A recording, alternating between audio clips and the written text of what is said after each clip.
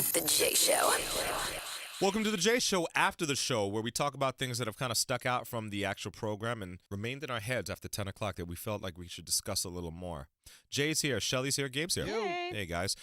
We talked about Jackie's story that has gone around local news. She went down to like around 126. She's from Rogers Park. And the reason she went down there is because she broke up with her boyfriend recently. And she needed some closure. So she went to a spot where they used to go argue to kind of clear her mind and make That's peace deep, with Jay. it. It's very deep. Well, a guy fell off of a boat into the water. At that spot? At that same spot.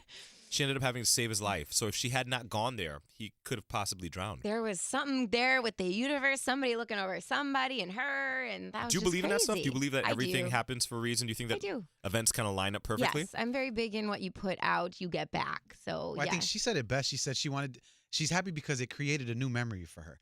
She's not going to go to that place and think about her ex anymore. She's going to be thinking about this guy that she saved. What an awesome thing to, do. Save a guy's life. Have you ever saved somebody's life? Never. Me Never. neither. And I mean, I'm in the position because I told you guys know I'm a what's the word I'm looking for? Scuba diver. I'm an experienced scuba diver. And we go on sometimes these trips where we're like in really dicey situations. Mhm. And at any point, somebody could get into some trouble. Yeah. And if you don't know CPR or how to save a life, there's actually a rescue diving course that I should take. But I'm not the guy to look at if you need your life to be saved. We were at Disney World, my family, we took a vacation, Yeah. and we were eating somewhere, and somebody started choking on like a piece of, I don't know, French fry or something. Mhm. And some guy went up and started doing the Heimlich, and I just remember it was one of the scariest things I'd ever seen. And then that pops out of his mouth, along with like spit and stuff, that comes out with it. And the guy sat back down like nothing happened. And I was like, what was that? That was just life Listen now, scarring. guys, I've never told you this, but I have personally have saved hundreds and hundreds Stop. of ants. Oh, okay. Oh, Like, wow. they were all like on the sidewalk and people were trying to step on them when I was a Oh. kid. And I was like, don't step on the kid. It's going to rain all day. You guys ever heard that one? Nicely done. No, I've never heard of that before. Yeah. Hey, if you believe everything happens for a reason, you do. Is that what you think? I think If so. everything happens for a reason, why do we get so upset when things happen? Well, because I think that you're supposed to learn. There's a learning experience in those bad things that happen, or something you're supposed to take away from it, or something that will bring something better in the future. Because also, if bad things didn't happen then, and it was just good things happening all the time, then you wouldn't really know what were good things because you had nothing to compare it to. Get my drift? I do. But this good thing happening all the time doesn't sound too bad to me. I You're wouldn't mind if life fine. was like that. Hey, this weekend I'm going to go check my mom out in New York. I haven't seen her in weeks, So glad months you're gonna really. go Hi, do that. Jamar. Yeah, it's kind of sad, man, when you have people that are so important to in your life, but whatever the circumstances, you can't see them that often, and life is just getting shorter and shorter every second we're living it. Jay, I do take that for granted because, I see my mom every week. And then when I'm there and I'm like, oh, all right, fine, you guys are bothering me. And then I'm driving home and I think to myself, Jay Nice is at his apartment right now, twiddling his thumbs, and he doesn't have that same opportunity. I don't. I do feel bad for you, He's not man. twiddling his thumbs. He's sitting there in his medium t-shirt, watching The Walking Dead. Watching in Walking his Dead and boxer X-Files. shorts. How does that feel? I mean, how does it feel as a being, being here in Chicago, knowing that your mom's thousands of miles away and that you can't really go see her, when you want some soup or you want, her to take care of you, rub your head or something? I'll tell you what it feels like. It's strange because it's like literally all of a sudden one day, like the whole world just changed. When I grew up very, very close to my family. Yeah. Like we were, we're a pretty, I don't say large family, not huge, but there's a lot of us. Yeah. And we kind of grew up all up under each other, always Mhm. partying together, kind of eating together, all that stuff. And then just one day I went off and went on my own. So that whole feeling of just being around your family all the time is just something that was like a distant memory to me. Well, you said Aw. something interesting. You said, it starts off as a day, Yeah. then it turns into a week, and it's a month, and before you know it, a couple months have added up. Does your mom put the pressure on you during that time? No, she used to. She really Now used she to. gave up? Yeah, but she gave up. Well, it's a Aw. coping mechanism because really, when you think about it, it becomes so painful to be away from people for so long till you got to get to the point where you're just okay with it. And then you get to the point where you're too okay with it. Wow. Hmm. That's so crazy. I'll tell you this, I still get mail to my mom's house. So we have to do like Really?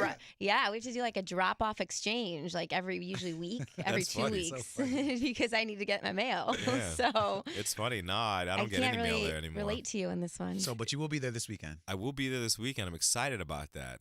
It's also weird too when I get home to spend time with my family because it's like, when you answer your phone in your apartment, you can say anything you want. You Yeah. just talk as ratchet or as loud as whatever. But then when I get a phone call and I'm at my mom's house, I look at the phone. I'm like, oh, do I want to take this phone call here? You know, because I don't have these conversations. There. Yeah. You know, you just don't know. You're just like, let me call you back. You know, it's just a new setting. It's funny. It's like an old setting, but it's a new setting all over again. The other thing too is like, Shelly and our moms listen to us every day on the radio. Then you go home, no one cares. You're just the guy that's on the radio in Chicago. I don't think for some things it's better that way.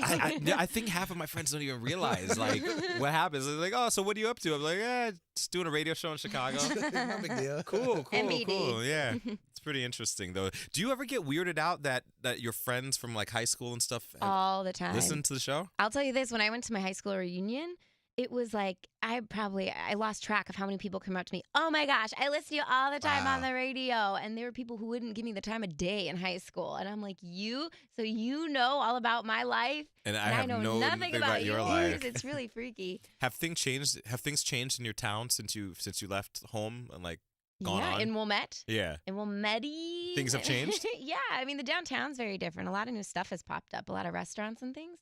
So I have to go back there actually and look into it more. But I know that there's like a bunch of new restaurants and shops. Yeah. Wow. Has your neighborhood changed? Yeah, man. I've been there for quite some time, but Humboldt Park, Logan Square area is just, so gentrified, so different. But I'm sure you experience the same thing when you go home, right? Yeah. Like I grew up in like the ghost town of New York. It's like no one was there. Like people were there, but like no one really went there unless you lived there. So what? Now it's like all populated and you hate it. Now it's all It's like all these congested. people. It's all these people who like we were the townies. You know what I'm saying? Everyone was kind of scraggly looking, and we were by the beach, so everyone kind of looked a little weather beaten and crap. But now you see all these people who obviously like they moved from somewhere else, and you're like, you're not from here. It's really interesting. Yeah. But yeah, that's home. Hey, Iggy Azalea is gonna have to postpone her wedding. I don't know if you heard about that. Well, she doesn't have to, but she wants to because she wants to go on tour. I see this as, I don't know. She didn't have to. I mean, how much time do you need to plan a wedding? Or I mean, Khloe Kardashian did it in like 2 weeks, if you remember that. Very short amount of time. It was a very quick turnaround. Where do you think she was going to have the wedding? In Australia or in America? Oh, I'm sure she'd have it in California somewhere. That would be my guess. That's kind of crappy. Get a chapel, get some friends, get who's the guy that does the weddings? The minister. Oh, yeah. And then bada bing, bada boom. Yeah, it's interesting to me that she wouldn't go back to Australia for her wedding, though. I mean, maybe she is, and that's why she needs the extra time. Yeah. And maybe my theory is she needs the money. So she's going to try and make money on tour. That's what I think, too. And then she's going to throw the wedding. But her husband makes money. He's an NBA player. Does he make a lot of money? Yeah. I don't know. I'm like the league minimum is like a couple $1 million. Yeah. But still, I mean, you have to like buy a dress. You have to do all kinds of things. So maybe she just doesn't have enough. So that's why the tour comes first. Yeah, I think this is definitely a money. I say follow the money. You could follow any decision. Charles, I think you're the type that if the date is set, the date is set. There's no budging, no moving. Me? Yeah. Oh, yeah. No, for sure. She's like, it's not going nowhere. I don't care when I'm going on Rain, tour. sleet, hail, snow, SmackDown losses. Yeah, it doesn't matter, that's Jay. right. I don't know why I'm obsessed with the fact that she's not going to Australia to have her wedding. I know but you really keep Googling it right now. He has a map of Australia on his computer right now. I want to see where Nick Young is from originally. Nick Young is originally from, let's see. He's originally from Los Angeles, California. Yeah, so I'm sure they'll have it there. Yeah, but what about, listen, if I was from L.A. and my wife was from Australia, we're going to Australia for the wedding. Yeah. Because, I mean, L.A., whatever, let's go to the Outback agree. and roast chicken on the barbie. And get onion blooms. Exactly, blooming onions. Yes. I don't even know if that's a real thing over there. But yeah, I totally feel like Australia. I'd have a koala in my wedding. Yeah, and I wonder if all her Australian family would be coming to Los Angeles I would think so. for the wedding. I would think so. Very, very interesting. Well, hopefully they can make it through it. Hopefully they can make it through it.